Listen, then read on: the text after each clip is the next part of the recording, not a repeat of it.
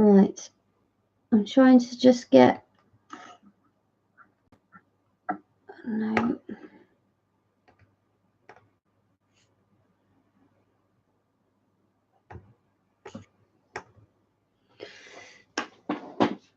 Right. Just getting myself sorted.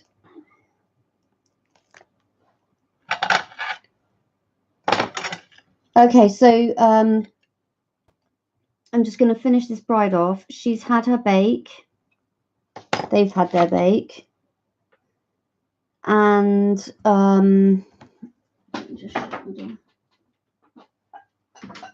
they've had their final bake. They're nice and hard. They're nice and cool. The man who doesn't have any hair but it's just shaded and his glass is done.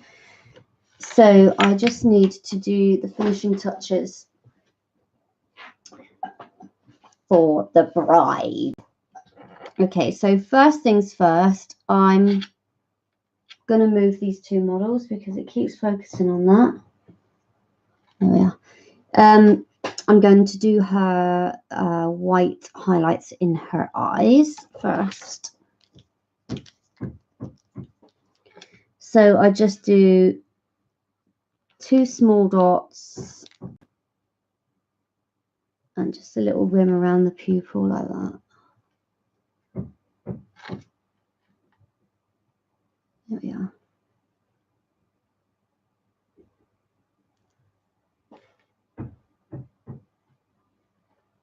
Gives her a bit of life.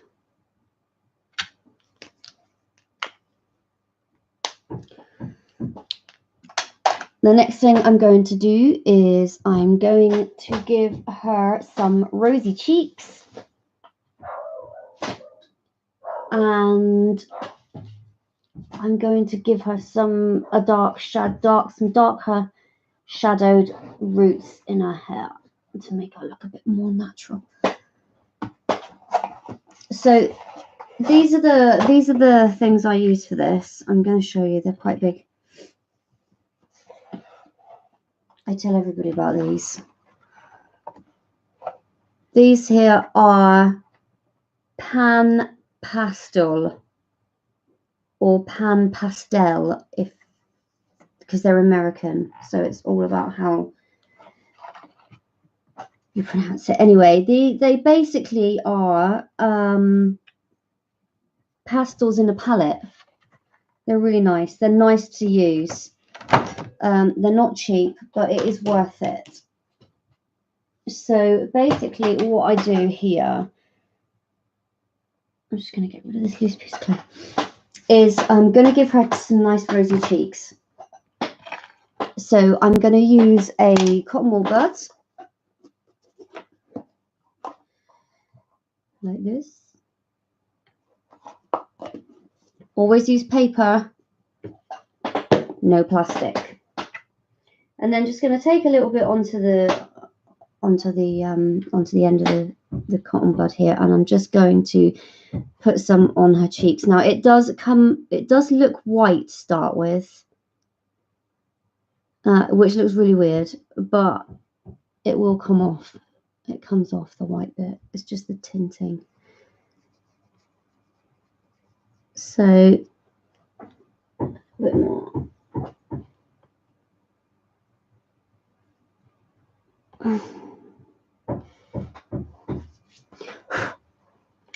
And then with the other end, which is the clean end, if you just give it a...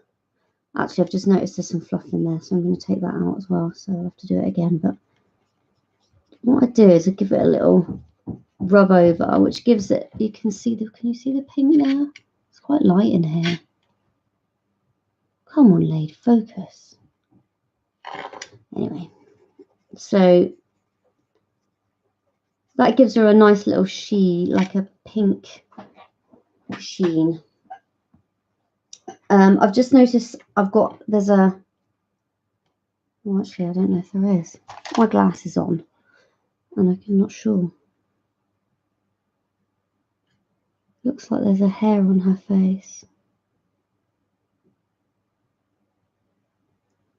Yes, there is, and now it's gone. Okay. So I've done the pink. She's got her shiny eyes.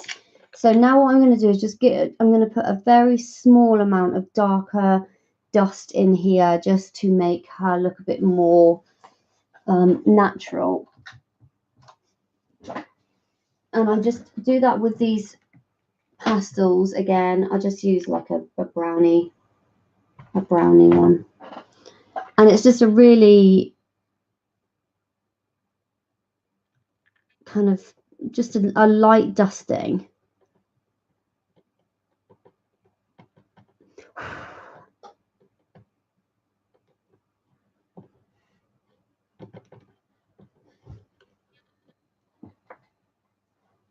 Just all the way around. Just to give it a shadow. Not a lot, just, you know, just a little bit. And if you do too much, you can always take it off again with either rubbing alcohol or nail varnish remover. So it's quite easy. It's quite easy to experiment, and then if you mess it up, then just take it back off. It's pretty good.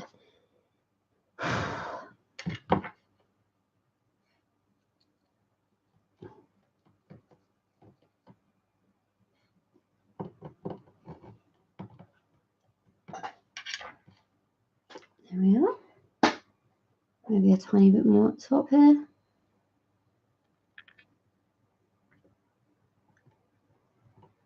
There we go. Right, I'm going to give her some lipstick.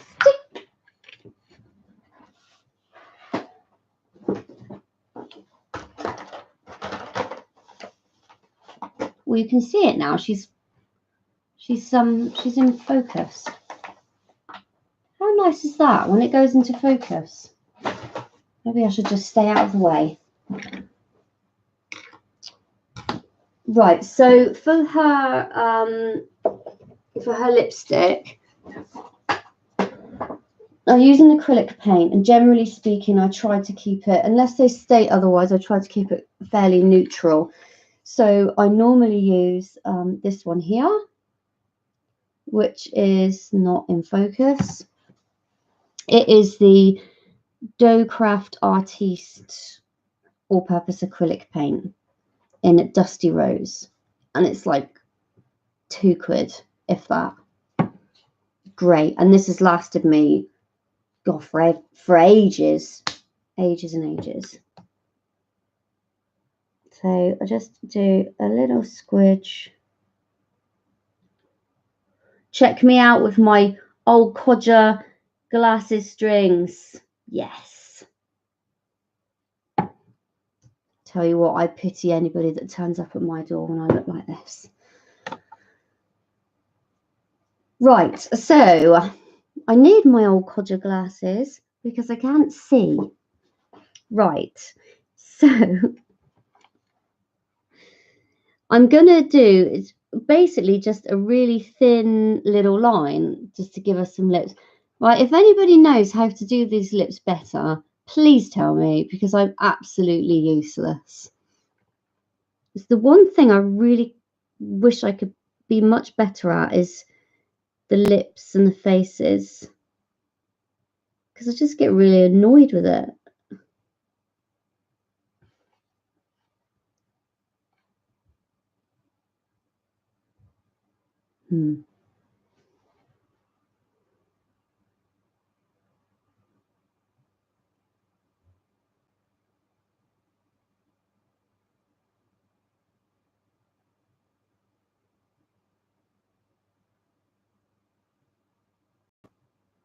It's not often I go silent.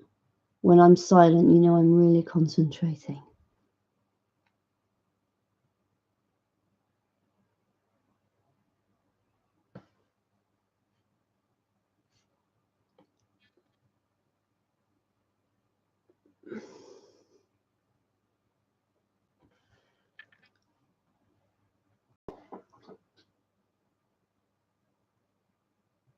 Focus, camera.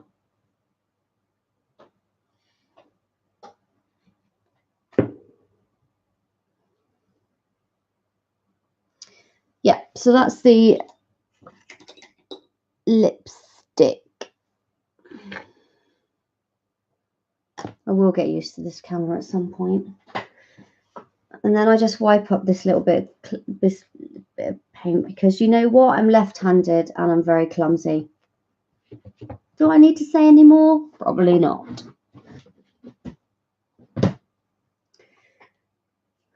Right, so the only other thing I need to do to this lovely bride on this video is to attach the flowers to the back of her hair. If you were watching the last video, that when I did her hair, she's going to be having some simple white flowers in this little bit along here, which I'm going to put in now.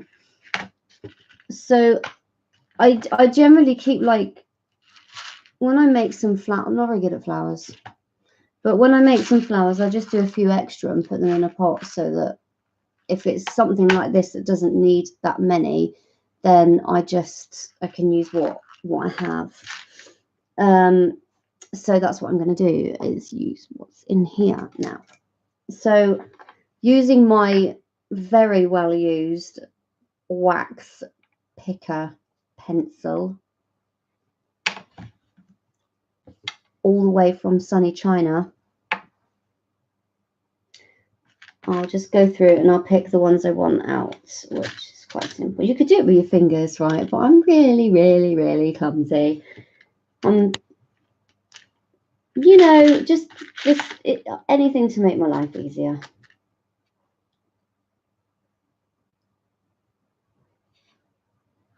Right.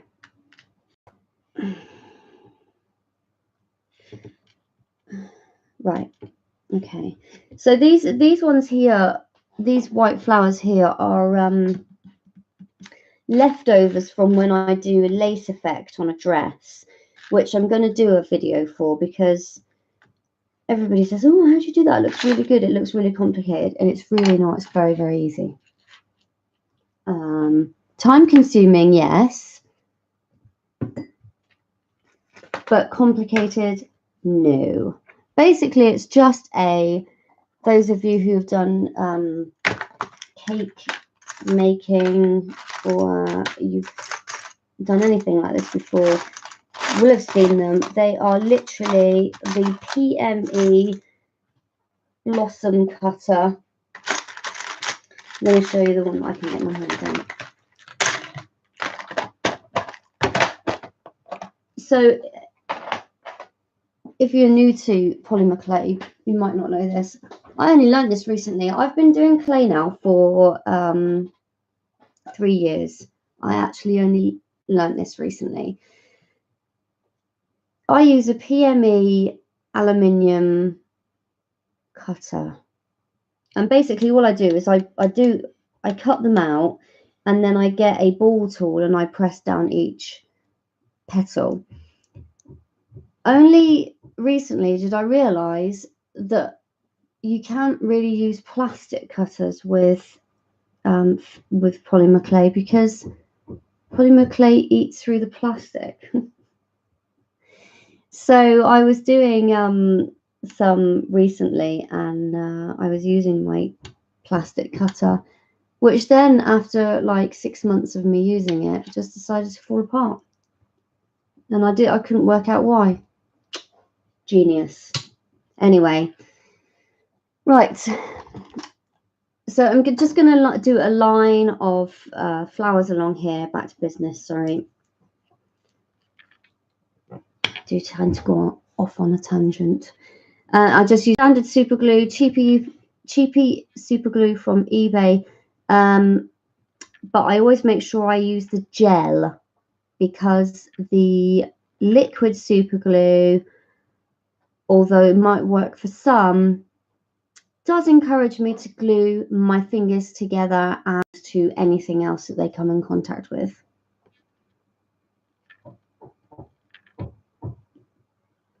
So just a little line of dots,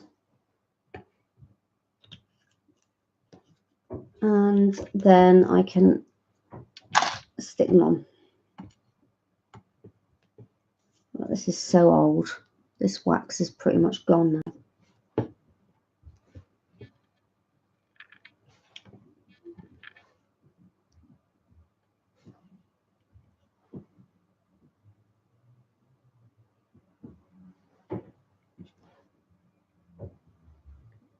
I'm not going to add any greenery here because the picture that the bride sent me doesn't have any in it. It's just the white flowers. So I'm just going to keep it simple. I can put another one in there, can't I?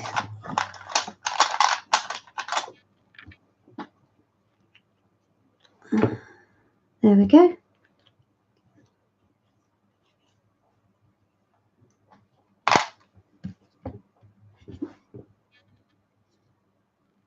There we are. So that is, you can see that looks really nice actually. You can see that this bride is, it isn't finished because I have to add the secret details to it. But in terms of standard bride, she is now finished. So that is all I do to them. Generally speaking, I add lace or anything that's on the dress before baking, but this dress is, there's paint going to be going on here, so I've left it plain. So there you go. That is your bride. It'd be nice to have a go. If you can all have a go, that would be great. And show me your pictures because I really like seeing what other people do with their clay. I've got quite a few people that I chat to on a daily, weekly basis that do clay cake toppers and any other clay, and I love seeing all their stuff. So feel free to share with me on my Facebook page, which I'll put at the bottom of the descriptions when I can work out how to do it. So there you go. You can message me if you have any questions. See you guys.